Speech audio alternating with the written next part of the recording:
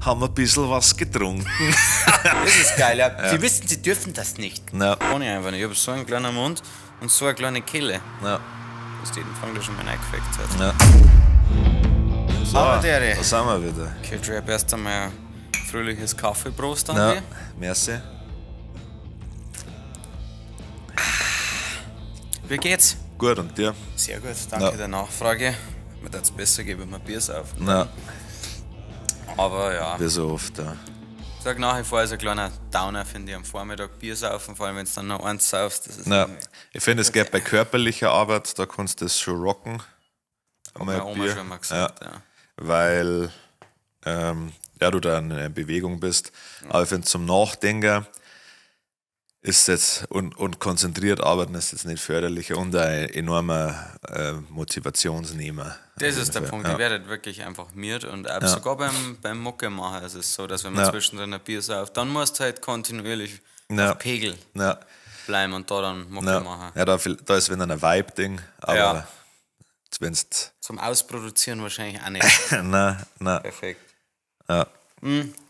Hast du gewusst, dass in Paris Pudel bis in die 50er Jahre zur Reinigung der Kanalisation verwendet wurden? Na, habe ich nicht gewusst. Also ich muss gestehen, ich habe den gerade rausgesucht, den Fakt, weil Sabrina einen Fakt angewandt hat, den wir schon gewusst haben. Ja, sag gar nichts bitte dazu.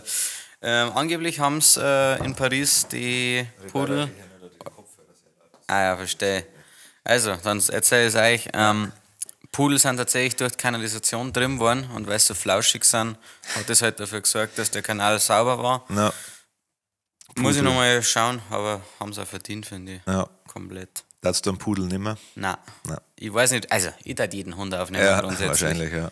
Außer, was gibt es irgendeinen Pudel, den ich nicht nehmen darf? Irgendein Hund. Irgendeinen Hund, den ich nicht nehmen darf? Ich glaube, im Endeffekt war es mir dann wurscht. Also das, Es sind alles nur Menschen. ja, Sorry, jetzt muss ich nochmal aufstehen. Klassiker. Ja, muss erst wieder rein. Naja, schon, jetzt war doch ein Tag Pause. Ja. Eine Woche. Jetzt bin ich richtig bereit. Ja, Die Woche ist sau viel passiert. ja, Ich fange mal mit dem langweiligsten an. Trump. ja. Trump ist jetzt offiziell vereidigt worden. Habe ich mitgekriegt. Ja. Findest du es so? Also so die Dinge, wo er schon unterschrieben hat. Nein, ich finde es aufregend auf jeden Fall. Beunruhigend, sagen wir das, glaube ich, trifft es besser. Ja, beides, Weiß ja. nicht, ich kann den Typen nicht einschätzen und irgendwie hat man bei anderen Präsidenten hat man sich weniger Gedanken gemacht, weil die irgendwie, ja, ich weiß nicht, rationaler gewirkt haben zumindest. Also klar, der Biden hat gewirkt, das war nur eine Hülle. Ja, ich finde nach wie vor, ich glaube, haben wir schon mal gesagt, es war er einfach im falschen Stockwerk im Seniorenheim Ja. und möchte einfach nur raus. Na. Ja, und ja, Also- viele sagen gingen nicht mit meinen Meinungen d'accord, aber Zum Beispiel das mit den zwei Geschlechtern nervt dich, oder? ja, schon, ja, das ist was mich brutal nervt. Ja. Na, keine Ahnung, ja, dass er aus dem Klimaabkommen austritt, das finde ich sehr, sehr fragwürdig, Ja. weil das ja auch nichts ist. Es ist sehr wissenschaftlich belegt, dass das Ganze nicht so gut ist. Er glaubt aber nicht dran. Ja, das stimmt, ja. Und wenn er nicht dran glaubt, was willst du Ja. seine Meinung? Ja, ja, es sind viele Sachen. Ding Abtreibung finde ich auch schwierig. Das weiß ich gar nicht, was er da hat. Er da was durchgezogen? Also er hat die Informations-Homepage vom Staat bezüglich Abtreibungen, die ist offline. Und Echt, zwar, oder? das war eine von den ersten Sachen. Ja. Das finde ich glaube, haben wir auch schon drüber geredet, aber es seid ihr selber schön, wenn es euch immer nachhört. Es gibt ja diesen Shapiro, es gibt noch ein paar andere Typen, Ja. die immer sie wieder auf die Straße hocken und mit Leuten debattieren. Und die haben viele Meinungen, die er vertritt. Oder Ja. nicht viele, einige, sagen wir mal. Ein paar. Ja, Aber das Thema Abtreibung ist bei denen so ein großes Thema Ja. und so ein wichtiges Thema, was sagen, sie möchten es unbedingt verbieten und das ist das Dümmste, was ich je gehört habe. ja, Also das ist vor allem, okay, bis zu einem gewissen Punkt vielleicht sogar noch nachvollziehbar, Ja. aber auch nur vielleicht.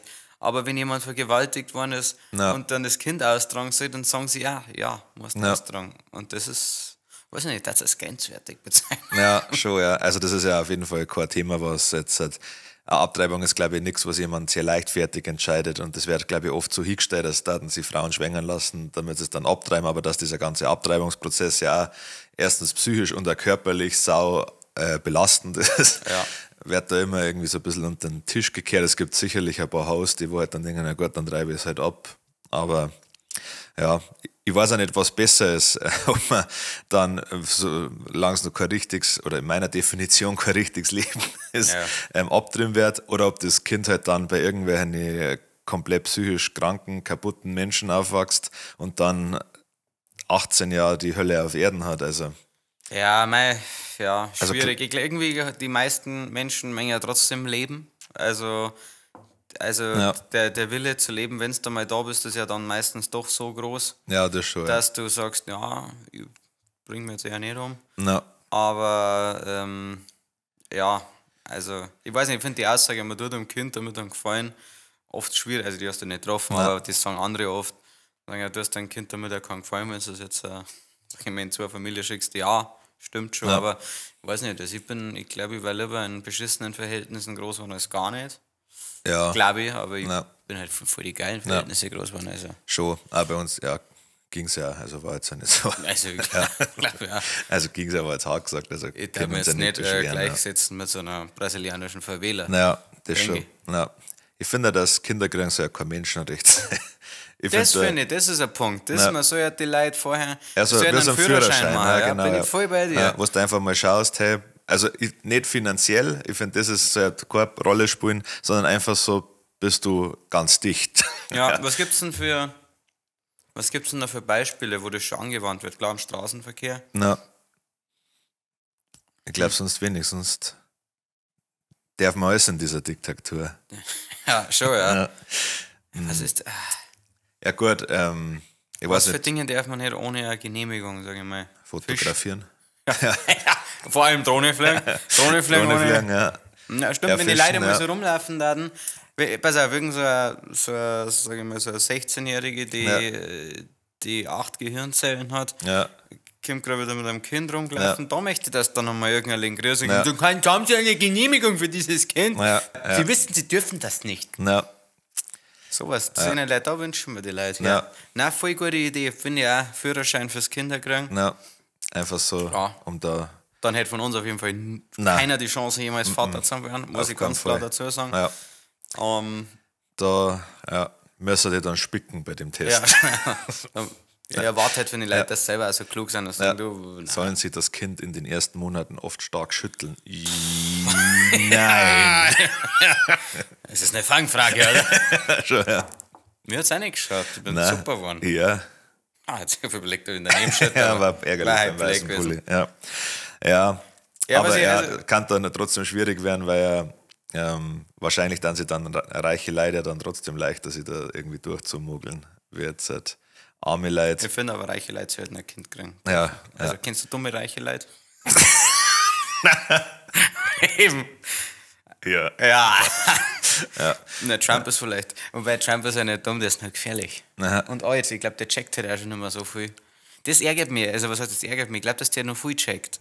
Dass der, dass da weil 78, Alter. Na, wenn wir nach wie vor, glaube ich, also das ist ja alles kein Versehen, was der macht. Nein. Also es ist schon ein bisschen, er hat halt, weiß ich nicht, wenn man das beschreiben soll, nicht Anstand. Er hat halt irgendwas fehlt ihm halt, dass er halt Empathie vielleicht ist das, was ihm auf jeden Fall fehlt. Ja. Dass man halt seine Aussagen auch tätigt und auch durchsetzt. Das ist immer die Frage. Mit jetzt wird's deep, aber fehlt ihm die Empathie? Also kann er sich reinversetzen an die Leute oder ist ihm einfach nur egal? Also es kann ja sein, okay, ich weiß jetzt, wie schlecht das für denjenigen ist, aber I don't care. Dann ist er ein Psychopath. Richtig. Aber ich kenne ihn nicht. Also man müsste den fragen. Laut meiner Taschenpsychologie-Kenntnisse. Echt völlig. Echt völlig. Ich habe viel True Crime Podcast gehört. Und ich habe mal ein Buch über Körpersprache gelesen. Also das ist bei dir alles okay, weißt du das? Nein, das Einzige, was ich mitgenommen habe, erzähle ich immer wieder, wenn sich jemand an den Hals fasst beim Rennen, fühlt er sich unwohl mit der Situation. Also musst du mal auf das, okay, den ganzen Tag so da, wenn ich mit anderen alles cool, bei mir ist alles cool. Ich so beim Steuerberater. Ja, bei irgendeiner öffentlichen Stelle. Ja, und wenn Mädels eine Haar hinter das Ohr dann. Ja, dann also allgemein Haarspulen ist schon. schon. Ins Gesicht ficken. Ja, richtig. Dann möchten sie mit einer Muschi dein Gesicht essen. Ja, schon, ja. Funktioniert bei mir, nur so als kleiner Tipp. Ja. An die Fetten unter euch. Ja. An die Dünnen verpisst euch. Die so mittendrin sind, keine Ahnung. Also entweder du hast die perfekte Figur oder du musst richtig fett sein. Ja. So, keine Ahnung. Mehr die eine von Pitch Perfect. Fetter. Jabba the Hutt fett. Jabba the Hutt fett, okay. So, dass jeder sich fragt, der kleine Typ, ist das ein Fieder oder wie passt das zusammen? Und was hat er daheim zum Sagen, so fett? Ja. Aber es ist auch nicht für was Dauerhaftes, gar nicht, dass man da jetzt wieder falsch versteht. Nur schnell ins Gesicht zum Ficken. Ganz genau. Ja. Wenn er dabei stirbt, dann war es für einen guten Zweck. Ja. Sonst, was ich noch brutal feiert, was er wirklich großartig gemacht hat. Ja. Dann ist er noch aus der WHO ausgestiegen. Ja. Das finde ich noch ziemlich geil für ihn. Hat er gut gemacht. Ja. Dann hat er eine App gegeben, wo du als speziell Mexikaner einreisen hast können, auf legalen Weg. Ja. Und das hat das für alle vereinfacht. Ja. Und wie gesagt, es war dann legal, also du musst ja gewisse Kriterien erfüllen, aber die hat er einfach vom Markt genommen direkt und alle bestehenden Anträge, die haben teilweise schon an der Grenze gewartet, 2 Wochen. Tschüss. Wird eher nix. Ja. Mit den 2 Geschlechtern finde ich cool, weil er da scheinbar das so schlecht definiert hat. Er hat nämlich gesagt, dass man soll das Geschlecht sein, das man halt als erst. Ja. Also man ist automatisch das Geschlecht, das man als erst ohne, bei der Befruchtung ja. ist. Und man ist ja am Anfang immer weiblich, bevor dann. Ich nicht. Ich auch nicht. Ich bin schon mit so einem Prügel da drin gehängt. Bei mir haben gedacht, meine Mom kriegt einen Schwanz. Oh, der Schwanz schaut schon raus. Ja. Wow. Ja. Ja. Das ist lustig. Such a dickhead. Sorry, und somit hat er dann was unterschrieben, dass er eigentlich eine Frau ist, womit wir rein definitionstechnisch den ersten weiblichen Präsidenten hätten. Ja. Also wir, die. Ja. Stimmt. War schon wieder blöd von mir. Ja. Ansonsten Grönland, wo wir haben, Kanada, wo wir haben. Panama. Dann ist jetzt ist nicht mehr der Golf von Mexiko, sondern ist ja schon offiziell, soweit ich mitgekriegt habe, ist jetzt der Golf von Amerika. Okay. Solche Dinge. Ja. Den Krieg mit Russland will er allerdings beenden. Mit China zusammen, hat er wieder gesagt gestern. Okay. Das finde ich jetzt einmal ganz gut. Bin halt noch gespannt, wie. Ja. Also inwiefern, also den Krieg, dass die Ukraine und Russland Krieg haben, oder? Das möchte er beenden, ja. Richtig, weil er es nervig findet. Ja, gemeinsam mit China. Ja, China hat einen großen Einfluss auf Russland, sagt er, und er möchte sich mit China zusammenhocken, das dann gemeinsam mit einem Spezi-Russland drehen. Das war ja mal cool. Ja, insgesamt finde ich Europa irgendwie steht mittlerweile relativ schwach, also gefühlt. Nicht so, dass ich mir denke, kämpft's nur. Ja, schon, ja. Sondern ich denke mir, alles klar, hallo, Kanada, Einreisepapiere, guten Tag hier. Wobei auch blöd, gehört dann auch blöd so, oder? Ich reise immer nach Amerika, aber selber Kanada. Also ich meine, Kanada selber in Amerika. Ja, schon sage ich, ja. Weil jetzt stell dir mal vor, er macht den riesen Stress. Ja. Kanada, Papiere, alles. Hab mich schon als Mountie beworben und das Ganze und dann sagen, oh, es gibt jetzt keine Mounties mehr, gehört jetzt zu Amerika. Ja. Super. Klasse, super, danke. Ja. Und du wirst wieder, weil es meine Mama den Euro-Anzug gekauft hat. Bist du sicher, dass du Mountie werden willst? Sag ich, ja, Mama, ich gehe immer ins Training. Ich verzichte, ich trage die ganze Zeit den coolen Hut und das ist mir gar nicht peinlich vor allen anderen. Und ich werde auch sehr höflich sein. Ja. Eine Woche später nie wieder was sagen. Dann bin ich Deputy oder sowas. Ja, Hilfs-Sheriff. Ja, schon gruselig, ja. Aber das ist nur dazu. Da haben sie unsere Eltern schon geil gehabt, gell? Also die sind relativ im Frieden groß geworden. Oder also, unsere Großeltern, weil die haben einfach gewusst, was abgeht. Krieg? Ja. Oh, nochmal Krieg. Super, nochmal Krieg, das haben wir schon gewohnt. Nein, da haben sie wenigstens, die waren nicht in so einer Zeit der Unsicherheit. Da hat es nur Krieg oder nicht Krieg gegeben. Und es war halt Krieg. Ja, schon, Und dann hat sich keiner beschwert. Nein, das war super. Im Gegenteil, dann haben sie gesagt, Bombenalarm, super. Man muss die Feste feiern, wie sie fallen. Richtig, richtig. Dann machen wir einen kleinen Kellernachmittag wieder. Saugeil. Heute nicht arbeiten. Hitze, bombenfrei. Schon, ja. Ja. Reibt man weiter, oder? Ja, schon, ja, bevor es zu politisch wird. Zu meinem, ja, das haben wir schon gespeichert, glaube ich. Zu meinem absoluten Highlight dieses Jahres bisher schon mal. Ja. Und zwar sind wir auftreten im Bad Hofgastein. Ja. Im Berglift, glaube ich, heißt das. Und das war recht amüsant, weil wir haben mit unserem Booker geredet und der Booker hat mit den Veranstaltern geredet und wir waren uns alle einig, dass das eher nicht so ein Après-Ski-Ding wird. Ja. Wir sind da angekommen, es war Outdoor, es hat keinen Eintritt gekostet und die Leute sind halt direkt vom Skifahren gekommen. Ja. Und sage ich mal, beim Warm-up, nennt man es einmal so, ist halt wirklich, also mehr Après-Ski ist gar nicht möglich. Also es Oder war gibt es eine Mischung. Steigerung? Eigentlich nicht.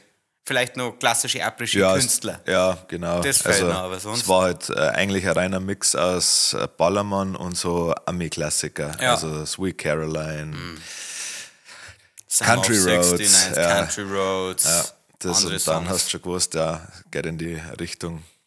Auf jeden Fall.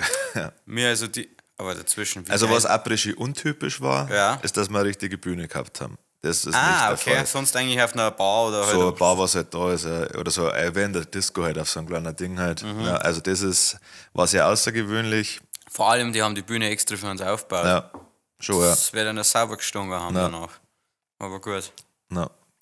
Nein, das ist untypisch, ja. Aber wie geil ist Après-Ski? Ja, schon, Also ja. wie geil Ja. ist es? Also warum, jetzt ich muss einmal selber kurz ergründen, warum ich Après-Ski geil finde. Also ich Ja. fahre ja nicht gern Ski, wobei wir uns ja schon kurz verständigt haben, dass wir es vielleicht einmal wieder Probieren, ja. probieren könnten, aber halt nur wegen dem Après-Ski in meinem Ja, Fall. Also ich werde schon. nie einfach einen Berg hochfahren, Nein. um mit der Ski zu fahren. Und wenn es einen Schlitten alternativ gibt, fahre ich mit dem Schlitten. Ja. So, das um das schon mal abzuschmecken. Ja. Aber ich meine, erstens, Après-Ski ist ja, je nachdem, wann du anfängst damit, auch schon mal oft mit Deiso verbunden. Das ist schon, ja. voll geil. Das bedeutet, Ja. ich fange in der Früh zum Skifahren an, Ja. Mittag bin ich auf einer Hütte Ja. und in der Höhenluft, da schäbert es ja, Ja, mehr. schon, ja. Ja, und auch, also das Ganze drumherum, die Aussicht, der ganze Vibe, die Hütten, das macht halt einfach von Haus aus schon richtig Spaß. Das ist was fürs Auge. Ja. Vor allem jetzt halt in die österreichischen Alpen und Skigebiete. Da hast du ja. Das ist gerade ein scheiß Werbeflyer, Alter. Das ist auch was fürs Auge. Die österreichischen Alpen, malerisch, wie sie da liegen. Ja. Ja. Herrlich gelegen. Ja. Jetzt weiß ich noch, was ich sagen wollte. Ja, genau, ja. Das ist ja auch geil. Also, Ja. wenn du halt wo saufst und du schaust dir dann die Bergketten an und so. Und es ist ja insgesamt ähnlich ja wie auf Malle eine friedliche Stimmung. Also so alle sind ja da, um Spaß zu haben, alle sind im Urlaub, alle haben eine gute Zeit, außer die 5, 6 Einheimischen, die wo da sind und sie denken, ja gut, mit euch verdienen wir Geld, aber sonst fahrt zur Hölle. Na. Ich glaube, wir haben schon so oft drüber geredet, sollen wir nächstes Jahr da Weihnachtsfeier machen? Ja, ich habe gesagt, im FIS, Was ist das? also auch ein Skigebiet Ach so, in ja. Tirol. Ja. Ja, ich habe halt, ich vergesse halt die Hütten nicht, wo wir waren. Jetzt nehme ich schon wieder so viel vorweg. Ja. Okay. Ja, ich glaube, das sind da die Gründe, warum Après-Ski geil ist. Ja. Ja.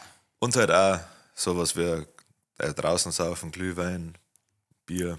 Ja, also ich saufe gerne auf Hütten. Ja. Also das, glaube ich, habe ich damals auch erwähnt. In Ja. Hütten speziell. Und ich saufe auch sau gern draußen. Ja, Muss man auch dazu sagen, weil wie geil ist es, wenn es außen Christkindlmarkt saufe Ja. ich gern, weil draußen. Und ich saufe, also ich Untertags. zeige halt meinen Rausch auch wirklich gern her. Ja. Und es funktioniert untertags besser, weil dann Ja. senken mir ja mehr Leute, weil es hell ist. na, ja, und halt beim Après-Ski, was ich auch immer gern mag, ist, dass halt viele verschiedene Nationen zusammenkommen. Also Stimmt. so ein bunter Mix. Ja.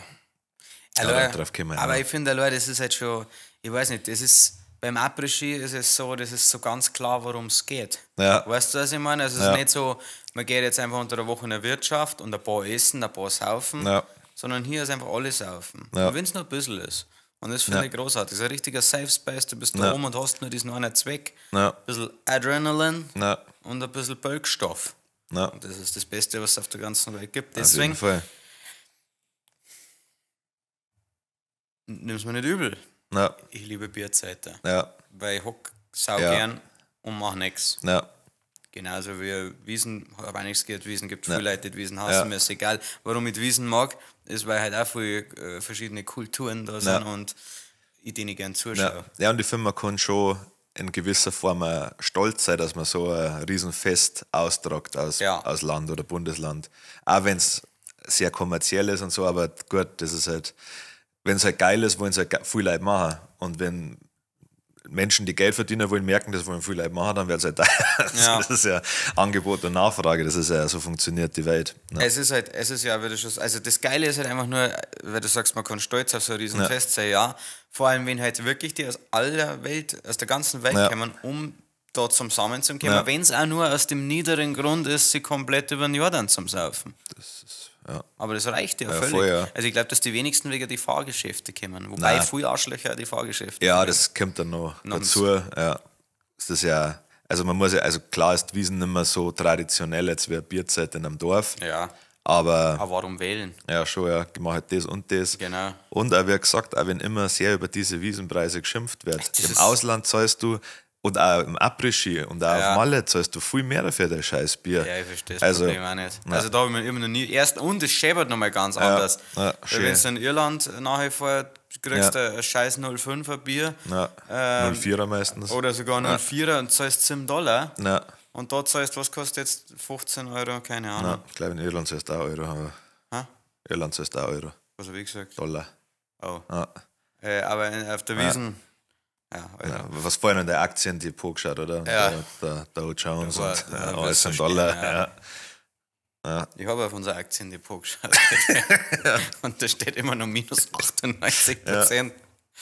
Naja. Und Investor. wir müssen jetzt auf jeden Fall mal unseren Zugangslink für unser Ethereum wieder finden. Aber du hast gesagt, der ist irgendwo auf dem PC, oder? Schnitt-PC. Wie steht Ethereum? Ja, Nicht mehr so gut wie. ich glaube bei 3 ungefähr. Ja. Passt für mich. Top. Ja, das weiß ich nicht mehr. Wo war auf jeden Fall genau das, was du sagst. 7 Euro kostet 0,4er. Ja. Das sind also 14 Euro für 0,8. Und Ja. dann hat das scheiß Bier teilweise 3,9%. Ja. Ich weiß nach wie vor nicht, wie ihr am Besoffen wären.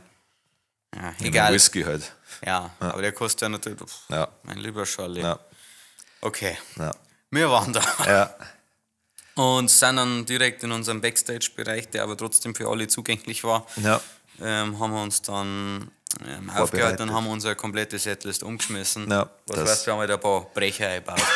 Ja, Entschuldigung. Alles gut, gar kein Problem. Nach jedem Song ist einfach nochmal ein Song können, wo die Leute voll mitmachen können. Ja. Und es hat dann auf jeden Fall Spaß gemacht. Ja, es, schon. war halt trotzdem lang. Also wir haben 1,5 Stunden Ja. spielen müssen, obwohl Aber war Dreiviertelstunde. echt ein dankbares Publikum Ja, eigentlich. die Also, waren halt- war nicht besoffen. Aber es ist keiner gegangen. Das Nein. ist mir zumindest so vorgekommen. Nein, also, stimmt. es ist keiner gegangen und haben mitgemacht. Also es klatscht, sind auch, wieder erwarten, mehr vor der Bühne waren. Ja, schon, Nicht ja. weniger wie Ja. sonst. Ja. Nein, das. Und ein paar so brutale Alkoholleichen, Ja. aber bewegliche Alkoholleichen. Also die sind zurückgekehrt von den Toten und sind Ja. vor der Bühne, da hat es eine gegeben, die im nüchternen Zustand wahrscheinlich relativ hübsch gewesen war oder auch so noch Ja. war, aber verliert natürlich ein bisschen an Reiz, wenn man nicht mehr gerade ausschauen Ja. kann. Die ist rumgestolpert, das war so Ja. heftig. Die hat es während unserem Auftritt, glaube ich, 6-mal hingehauen. Ja. Die ist dann irgendwann mit ihrem genauso besoffenen Spezi auch nochmal auf der Bühne gestanden, da hat es auch runtergehauen. Na, Aber wer weiß mit da jetzt einmal? na, hey. Das ist die Los Brutalos Experience. Ja, Deswegen werden wir gebucht. Ja. Weil ich bin da nicht so einer, der was sagt, oh, das ist so schlimm, sondern das ist voll geil. Oh ja, Die absolut. Leute sollen Ich meine, einen solange Spaß das haben. nicht jeden Solange Tag sie so sich nicht ist wedern. Ja. und sie nicht wedern, aber so jetzt ist die nette Dame ist dann jetzt einmal hier beim Abrischen, dann sollst du Ja. schön saufen. Vor Ja. allem für das, wie die beieinander war, hat Ja. die echt lang durchgehalten. Ja, voll. Also die war später auch noch da, glaube ich. Ja. Also, Ich war stolz auf die Bayern, die wo da waren, weil Ja. die haben ja beim Soundcheck waren die schon da und haben schon gesagt, haben schon ein bisschen so geschaut, das hätten schon gut an Sitzen, aber Ja. sie haben dann noch 1,5 Stunden auf uns gewartet und waren bis zum Ende vom Konzert. und zwar, glaube ich, haben sie die nicht von diesem Tisch Nein. weg. Das war geil beim Soundcheck. Ja. Sieht man vor mir 3 Typen, die Führer kommen und drehen untereinander. Also, weil die Bühne war nicht so groß, dass man es nicht gehört hätte. Ja. Also, ich stelle mich jetzt genau daher und so bleibe ich, bis der Auftritt vorbei ist. Ja. Wir haben kurz noch gerade gestanden mit einer und sie haben gesagt, sie wollten eigentlich um 5 Uhr schon ins Hotel fahren, Ja. weil sie eben schon ein bisschen fett waren. gell? Ja. Und ja, dann war ein Auftritt und wer war da? Die Dudes aus Poing. waren's. Ja. Korrekt. Geil, ja. Ja, da war immer noch der Weg, der das Bier geholt hat. Aber der Rest ist da geblieben. Stimmt, ja. Also das hat, Ja, den Platz haben sie freigehalten, aber haben sie am ersten. Ja. Haben sie am ersten. Ja. Wir haben dann gespielt. Kanadier auf der Bühne gehabt, Ja. netter Typ. Die Kanadier, was Ja. ist los mit denen? Na, geiler So Typ. geile ja. Typen. International Shit auf jeden Fall. Das mal bei Hat 2-mal gegext, also man muss Ja. gestehen, wir haben geschaut, dass wir auf die 1,5 Stunden kommen. Deswegen haben wir gefragt, ob er nochmal exen will. Und dann, den ersten hat er komplett vernichtet. Ja. Und der zweite, das war der spannendste Staffelsauf, den wir je gehabt haben. 2 Mädels erst gegeneinander und dann die 2 Typen. Der Typ war Brauer, ein Riesenproblem. Weißt selber. Ja, der hat das weggeschnauft einfach. Aber die Weiber, die waren brutal. Ja. Die Damen, Entschuldigung. Ja. Die vom Kanadier war minimal schneller als die vom Brauer. Ja. Also wirklich vielleicht um 3 Sekunden. Und der Kanadier hat echt schnell gesoffen, das musst du ihm lassen. Hat wirklich... Und war schon die zweite, ja. Ja, war schon die zweite, und aber der Brauer hat auch halbe diesmal, halbe. Also keine Massen, sondern halbe. Ja. Aber jetzt, Real Talk, Ja. der Harry, ein richtig stabiler Ex. Ja, stimmt. Ja. Also ich habe schon gewusst, dass er schnell ist, aber der ist, also wenn wir den uns ein bisschen ziehen, dann soll der dieses Jahr gegen ein Ding antreten, Markus. Ja. Also der hat die halbe, weil ein Fan ist zu mir danach hergekommen und hat gesagt, Alter, wer schaut's aus? Jetzt du und ich mir exen jetzt. Ja. Dann sage ich, das... Und der Gewinner zahlt dem anderen was. Dann sage ich, das ist nicht mal eine Spezialdisziplin. Ich ex an sich, wir können gerne nicht exen, aber es geht halt dann am nächsten, weil ich kann auch Wasser nicht schnell trinken. Das kann ich einfach nicht. Ich habe so einen kleinen Mund und so eine kleine Kehle. Ja. Kannst jeden fragen, der schon mal reingefeckt hat. Ja. Ja, ist geil. Also in dem Fall, aber beim Exen ist es halt schlecht. Jetzt kannst du da stehen lassen wie ein Trottel. Wie ein Homo. Und dann habe ich gesagt, du, aber wenn du eine Herausforderung willst, dann ext mit dem Harry. Ja. Hat er mit dem Harry Gehäckselt.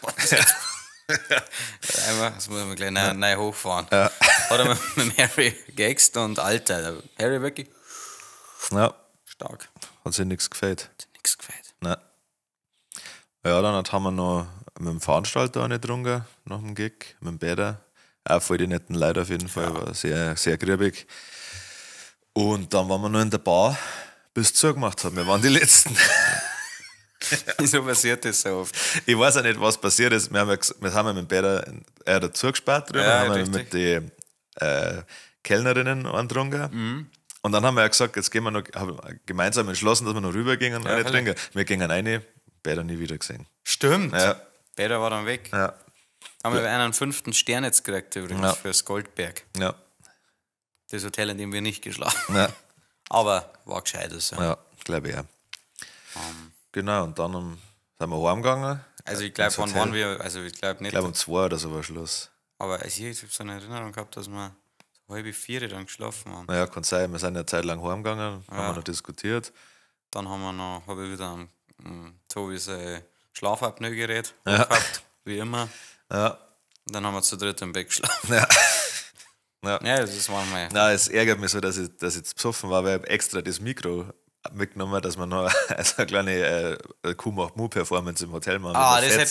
Das hätte funktioniert, schätze ich. Aber ich habe nicht mehr dran gedacht, leider. Naja, beim nächsten Mal dann. Ja. Und dann, wir haben am Vortag ja schon ausgemacht gehabt, dass wir voraussichtlich am nächsten Tag, jetzt habe ich Angst, dass der Sabrina schon mal Döner kommt. Entschuldigung. Schon Viertel nach. Zum Rodeln. Genau, gern. Ja, und so war's. Und dann sind wir aufgewacht in der Früh. Ich war noch saubsoffen auf jeden Fall, das habe ich gemerkt. Also ich habe keinen Kader gehabt und wie ich ja schon mehrmals erwähnt habe, wenn ich keinen Kader habe, dann weiß ich, dass ich noch besoffen bin, weil es gibt nicht, dass ich nach dem Saufen gar keinen Kader habe. Außer ich schlafe 14 Stunden dann und habe mir davor Magnesium, Elotrans und 3 Liter Wasser reingestellt. Ja, und 6 Ibu. Ja, dann kann es sein, dass ich keinen Kader habe. Aber da habe ich gemerkt, so, hey, voll gut drauf gewesen. Auch viel geredet, das ist einmal ein Zeichen. Ja, und dann haben wir uns auf dem Weg zum Auto, haben wir uns ein Bier geteilt, weil wir das noch gehabt haben. Und dann habe ich den ersten Schluck genommen und fast kotzen müssen. Ja, du hast zumindest ausgespuckt. Also nicht gekotzt, aber du hast dann... Ja, es ist mal wieder hochgekommen auf jeden Fall. Also, ja. Und jetzt pass auf, wie darf jetzt einer, der nicht in unserem Dunstkreis ist, auf diese Situation reagieren? Ich schätze, die meisten dann sagen, halt nicht. Nein, also ich bin voll gern dabei, was immer ihr macht, aber jetzt halbe brauche ich jetzt nicht nur eine, oder hätte das dann die vernünftigen Leute machen und die anderen dann sagen, okay, ja, ich trinke halt was anderes. Ja. Wir haben uns ein Ticket für den Lift geholt. Sind eine Sind Station. angefahren, unser Rory, der Tobi, der hat sich dazu entschieden, er möchte lieber schwimmen gehen. Ja. Das bedeutet, er ist dann, er war ein Fahrer, also verstehe, Ja. dass er dann nicht mit uns mitmachen will. Ja. Er ist dann extra in ein Schwimmbad, in eine Therme gefahren, wo Ja. er nämlich durch einen Tunnel tauchen kann, wo überall ein Fisch sind. Ja. Hat er scheinbar genossen. Ja. Auf jeden Fall, Kid Rap eigentlich keinen Schluck mehr abgekriegt.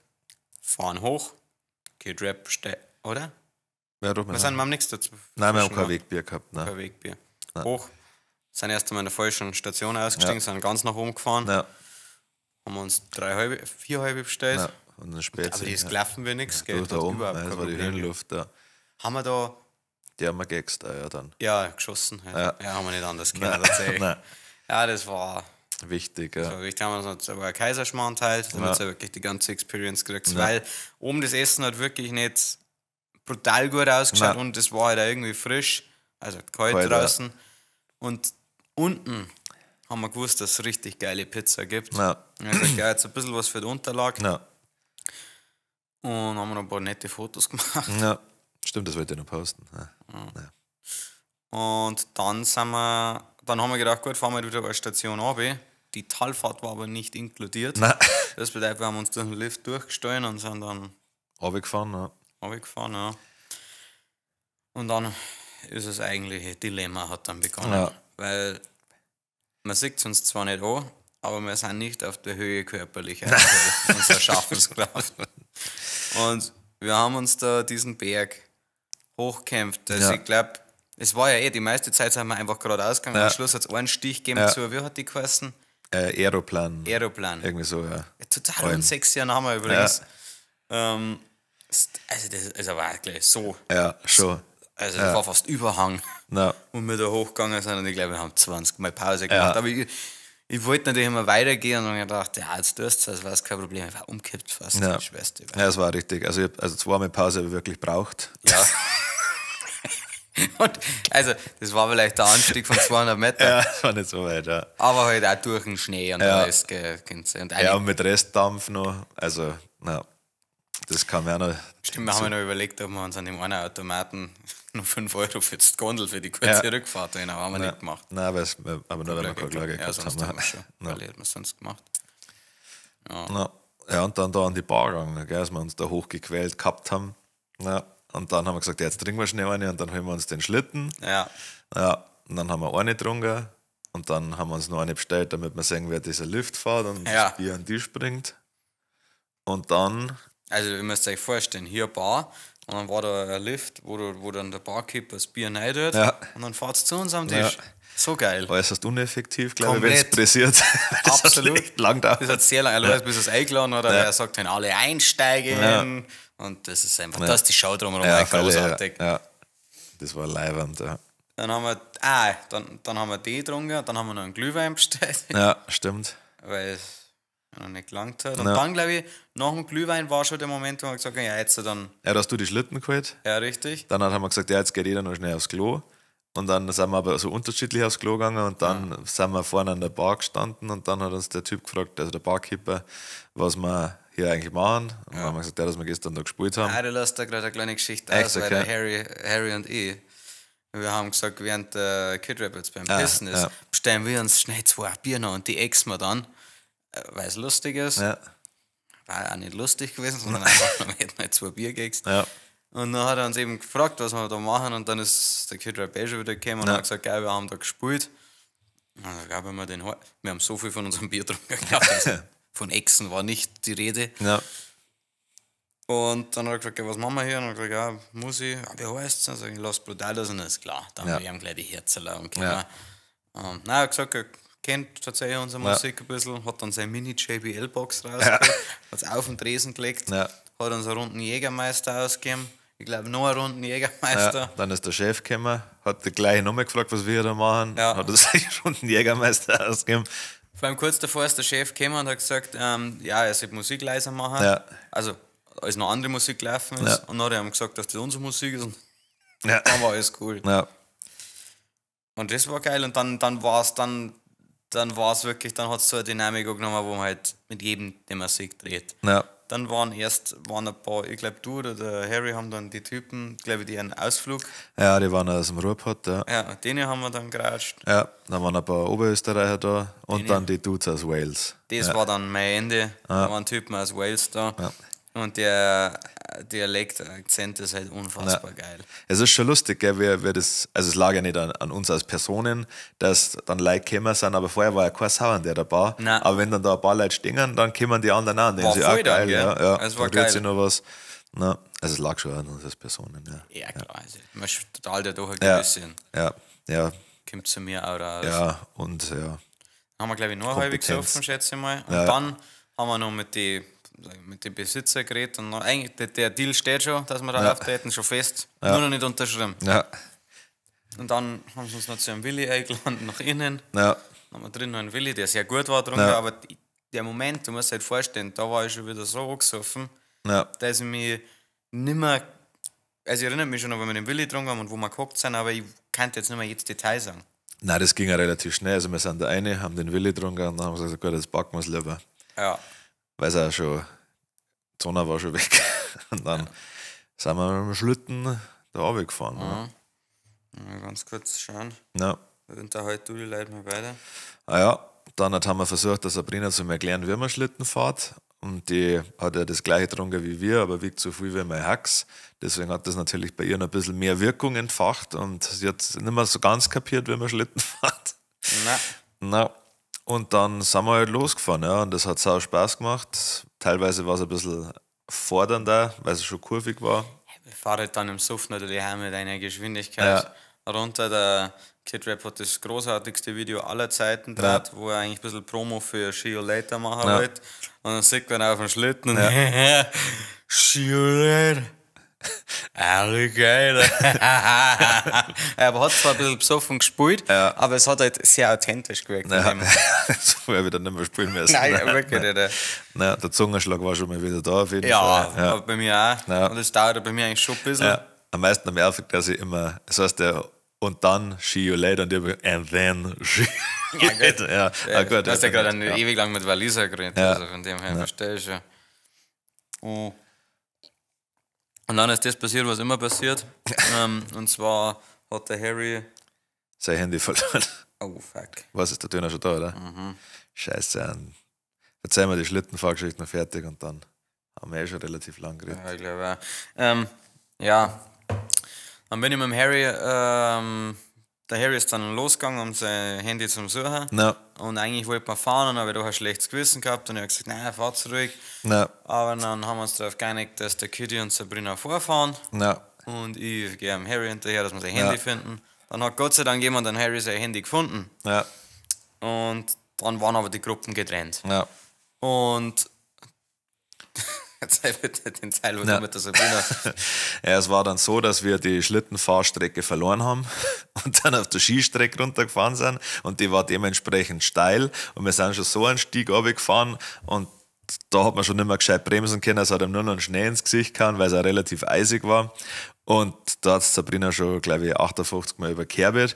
Und dann sind wir halt da stehen geblieben. Und es war halt dann der Moment, wo man festgestellt hat, dass wirklich so weit runter geht. Und dann habe ich Sabrina so angeschaut und gesagt, das ist keine gute Idee, da sollten wir auf keinen Fall runterfahren. Und Sabrina in ihrem Dampf hat gesagt, ach, das geht schon. Ist aber nur im Weil Schnee man schon so eine geguckt. beschissene Schlittenfahrerin Ja, und wenn es einmal auf der fast geraden Strecke schon gerade überkehrt hat, und dann sind so Österreicher stehen geblieben und haben gesagt, hey, ihr wollt jetzt da nicht wirklich runterfahren, oder? Sag ich, nein, also dann hat Sabrina nochmal gesagt, ja doch, also das geht schon. Und dann haben die Österreicher so richtig abwerten, als wenn wir die größten Saupreisen auf der Welt. Haben dann gesagt, haben wir ein bisschen was getrunken. Das ist so Und ich herab. auch so geschaut und also, ich nicht, aber sie schon, ja, ich versuche sie nur runterzubringen. Ich nicht. Ja, das hat mir in meiner Bayern-Ehre gepackt. Ja, verstehe. Weil, ja, das ja zu oft passiert hat, dass irgendwelche Preisen hier Scheiße bauen. Ja. Und ich ja vernünftig, also ich habe ja gesehen, dass das nicht funktionieren wird, weil da der Bremsweg unten war, wir waren da einfach voll in den Lift reingeballert. Ja. Also es gab keine Möglichkeit, da runter zum Fahren. Ja. Und das habe ich sogar beim Suffen ich noch gecheckt. Na, Gut, dann sind wir da zu Fuß runtergegangen, was schon echt schwierig war, weil es da hat es schon Probleme gegeben. Und dann hat Sabrina ihren Schlitten verloren und ich wollte ihn auffangen. Ich glaube, so war es zumindest. Und dann habe ich Übergewicht gekriegt, weil er Sack zu war. Und dann bin ich nicht geradeaus, sondern links mit dem Schlitten in der Hand den kompletten Berg runtergepurzelt. Und das war eine lange Strecke. Ja, es war schon. Also es war 50, schon. 100 Meter. Ja, sowas, ja. Und ich habe halt so nicht dem- bremsen können. Ja. Und bin halt dann da unten direkt vor einer Bar rausgekommen und dann alle schauen so. Und dann bin ich so aufgestanden, dann habe ich mich so abgeklopft und dann bin ich einfach kommentarlos in die Bar reingegangen. Und jetzt Plot Twist. Ja. In dieser Bar, die gehört auch dem Typen, der uns am Vortag gebucht hat, Ja. war der Peter drin. Ja. Wie hat der Peter geschaut, dass du reingekommen bist? Er hat gesagt, ey, was hat selber noch da? Ich sag, ja. Nur Schlitten fahren. Ja. Dann habe ich mir, was ich eigentlich nie in meinem Leben mache, habe ich Ja. mir eine Weißweinschale bestellt. Dann war dann Sabrina auch schon da. Sie hat gesagt, sie will keine. Ich habe gesagt, 2 Spritzer. Sofort. Ja, genau. Und dann haben wir da ein bisschen den Spritzer gesoffen. Also mehr ich. Ja. Ja. Jetzt habt ihr beide wahrscheinlich nicht ausgetragen, Nein, oder? also ich glaube vielleicht die Hälfte oder so. Hat er eigentlich den berechnet? Ja, habe ich gezahlt. Ja. Aber ich habe mir nicht beim Bäder bestellt, sondern bei der ja, gut. Bedienung. Ja. Verstehe. Genau, und dann hat uns der Keiner geholt. Und es hat natürlich auch alles sehr lang gedauert, weil Sabrina dann noch aufs Klo hat müssen. Und dann haben wir gedacht, sie ist weg, aber es war anscheinend Wahrscheinlich nur lange vom Klo anscheinend oder sowas. Keine Ahnung, ich weiß nicht mehr. Kann man es jetzt lernen. Ja, wahrscheinlich war es 20 Sekunden weg. Nein, das war so, dass der Keiner gesagt hat, er sucht es jetzt. Ah, okay. Ja. Und ich war in dem Modus, dass er gesagt hat, mir ist wurscht. Ja, ja, ja. Ich habe gedacht, jetzt, jetzt sind wir herunten und war dann, bin ich dann schnell mal Einfach weg, genervt. ja. Obwohl ich selber oft nicht besser bin. Also, aber gut. Na, genau, und dann sind wir zu euch gefahren und ihr habt schon in der Stunde gewartet im Berggasthof. Ja. Berglift, Gasthof Berglift, so, und Pizza. Während die zwei nämlich Spitzer getragen haben, sind der Harry und ich dann. Aus irgendeinem Grund war einer unserer Schlitten auch weg. Ja. Und dann sind wir auch runtergefahren und der Kitty hat mir extra eine Sprachnachricht geschickt. Er hat gesagt, Bruder, fahr nicht da die normale Strecke runter, da gibt es noch links einen Weg. Und es war an sich ein guter Tipp. Dann sind wir links die Schlittenpisten entlang gefahren, die war aber dann gesperrt. Ja. Dann sind wir also wieder zurückgegangen auf die Skipisten. Und wir sind aber woanders runtergekommen, Ja. warum auch immer. Und es war so eisig und es ist wirklich so runtergegangen, dass wir uns dann auch richtig demütigend einfach hingelegt haben und dann mit dem Arsch runtergerutscht sind Ja. mit dem Schlitten. Und das war schon unendlich Ja. schnell. Ja. Also, ja. Also das war... Und dann sind wir eben... dann sind wir in dieses Restaurant gegangen. Ja.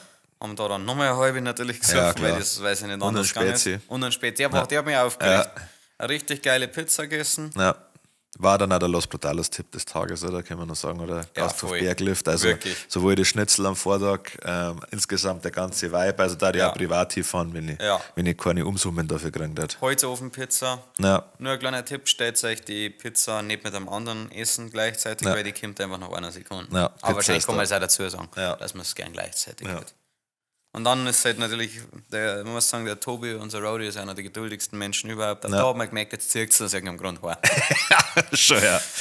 Und dann hat er, weil er hat auch schon gegessen gehabt, das bedeutet, er hat auf uns warten müssen. Ja. Und ich möchte uns da auch beim Essen nicht zugeschaut. Nein, Also das war wirklich so widerlich. und dann sind wir ins Auto eingestiegen, haben natürlich da auch noch Bier gehabt, Ja. sind dann 2,5 Stunden heimgefahren, Ja. haben dabei Bier gesoffen, Ja. haben dabei übertrieben laut Musik gehört und Ja. Tobi war einfach nur froh. Ja. Wir sind nämlich einen Umweg gefahren, um mich heimzufahren. Ja. Und ich weiß nicht, wenn wir da angekommen sind, er war so froh. Ja. Er war so froh. Ich wollte nicht 2,5 Stunden Autofahrt, habe ich nur 1,5 Stunden pennt ungefähr. Ja, höchstens. Ja.